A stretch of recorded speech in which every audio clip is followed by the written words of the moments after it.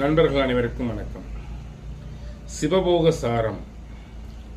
இந்த சிவபோக சாரம் என்பது, அதாவது போக சாரம் அப்படின்னா ஒரு கனியினுடைய சாற்றை பிழிந்து அதை அமுதாக கொடுப்பது போன்றது. நான் அன்னைக்கே சொன்னேன், நம்ம வாழ்க்கையில் ஒருத்தருக்கேன் துன்பம், ஒருத்தருக்கேன் இன்பம்.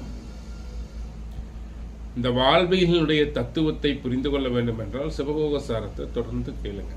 இதுதான் உங்களுக்கு இன்பத்தை எப்படி வரவழைத்துக் கொள்வது நமக்குள் அப்படிங்கிறதுக்கு உண்டான விடிவாக பரிகாரமாக இது இருக்கும்.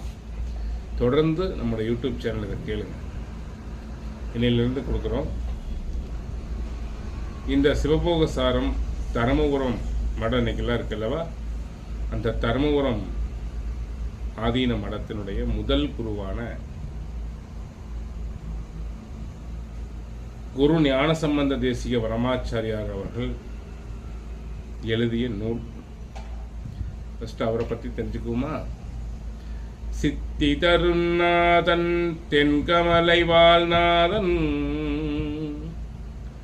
பக்தி தருநாதன் பரநாதன், முக்தி பெருநாதன் ஞான பிரகாசன், உண்மை குருநாதன், உண்மை குருநாதன், நம் குருநாதன். சிவபோக சாரத்தை எழுதிய குருநாதர் குரு ஞான சம்பந்த தேசிய பரமாச்சாரியார் அவர்கள். இவங்க தமிழ்நாட்டில் இருக்கக்கூடிய ஸ்ரீவில்லிபுத்தூர்ல கார்காத்த வேளாளர் மரபில் சுப்பிரமணிய பிள்ளை மீனாட்சி அம்மைக்கு குழந்தையா பிறக்கிறாங்க. அருந்தவ மகனாய் பிறந்தார்கள் அப்படின்னு சொல்லப்படுது. இவங்க 16ஆம் நூற்றாண்டில் அவதரித்தவர்.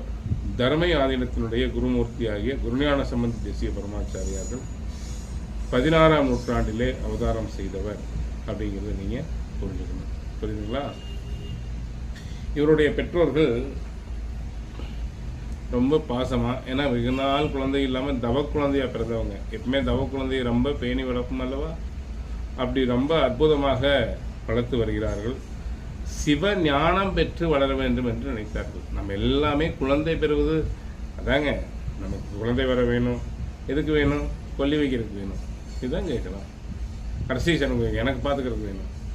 இப்படி குழந்தை வரம் கேட்கக்கூடாது. சிவ ஞானம், அருள் ஞானம் பெற்று இந்த உலகிற்கு தொண்டு செய்ய ஒரு குழந்தை வேணும்னு நம்ம கேட்கணும்.